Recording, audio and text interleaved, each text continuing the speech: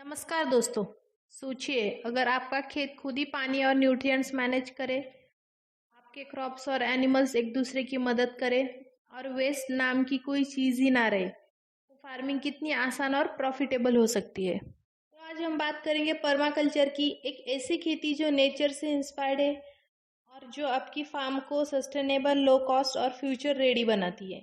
और हाँ, अगर आप फार्मिंग में नेक्स्ट लेवल इम्प्रूवमेंट करना चाहते हैं तो वीडियो को अंत तक ज़रूर देखें और चैनल को सब्सक्राइब करना ना भूलें। तो अभी हम देखेंगे मॉडर्न फार्मिंग और जो नेचर के साथ रहकर फार्मिंग की जाती है, इसमें क्या अंतर है। आज की मॉडर्न एग्रीकल्चर प्रोडक्शन बढ़ा देती है, लेकिन इसका कॉस्ट भी बहुत ज़्यादा है। केमिकल फर्टिलाइजर्स और पेस्टिसाइड्स सॉइल की फर्टिलिटी कम कर देते हैं, ग्राउंड वाटर घटता है और बायोडाइवर्सिटी भी खतरे में पड़ती है। तो कई किसान केमिकल्स पर डिपेंड हो जाते हैं और कई लोग खेती को छोड़ देते हैं। लेकिन अगर हम नेचर से सीखे तो फार्मिंग को बैलेंस में रखा जा सकता है। नेचर में जब सब कनेक्टेड है, हर चीज़ एक दूसरे को सपोर्ट करती है, इस सोच से ही पर्माकल्चर की शुरुआत हुई है। पर्माकल्चर सिर्फ टेक्निक ही नहीं, ये एक फिलॉसफी है। इसका फाउंडेशन कुछ सिंपल लेकिन पावरफुल आइडियाज पर है।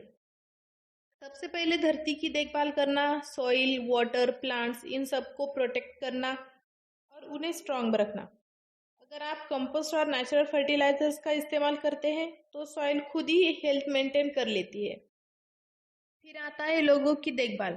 फार्मिंग सिर्फ प्रॉफिट के लिए नहीं बल्कि कम्युनिटी और फैमिली के लिए भी होनी चाहिए। जब हेल्दी क्रॉप्स और सस्टेनेबल रिसोर्स सब आपके लिए उपलब्ध हो, तभी फार्मिंग सही मायने में कंप्लीट होती है। एक और चीज़ जो हमेशा याद रखनी चाहिए वो है बैलेंस। जो भी हमारे पास एक्स्ट्रा है, हमें उसका सही उपयोग करना है और नेचर भी हमें यही सिखाती है कि सब कुछ हमें सही मात्रा में रखना है।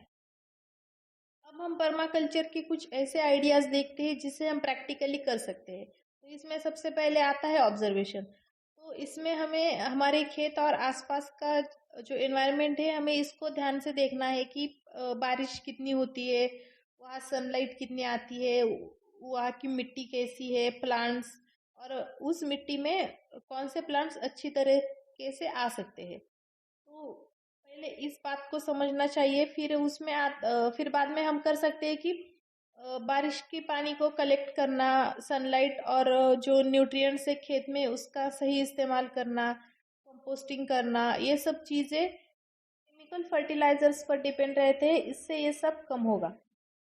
ये सब करने के बाद आप धीरे धीरे समझ जाएंगे कि फार्म अपनी बैलेंस में आ रहा है, जिसमें कि हम मल्टी क्रॉपिंग कर सकते हैं, ट्रीज, वेजिटेबल्स और फ्रूट्स, ये सब मिलाकर हम एक इकोसिस्टम बना के रख सकते हैं। फिर बात करते हैं गाय, मुर्गी और बकरी। ये सिर्फ हमें प्रोडक्शन ही नहीं देती बल्कि उनकी वेस्ट से कंपोस्ट बनता है और पेस्ट कंट्रोल भी होता है।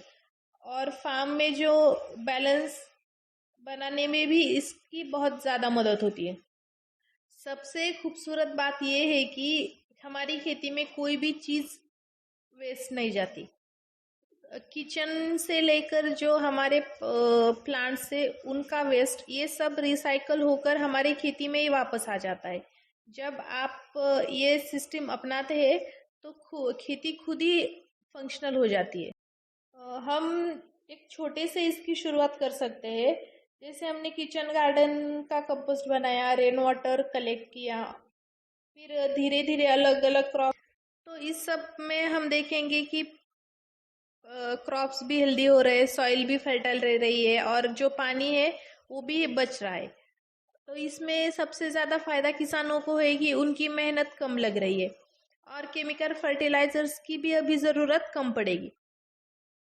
तो ये खेती सिर्फ मेहनत ही नहीं बल्कि एक हमारा जीवन भी संतुलित बनाती है।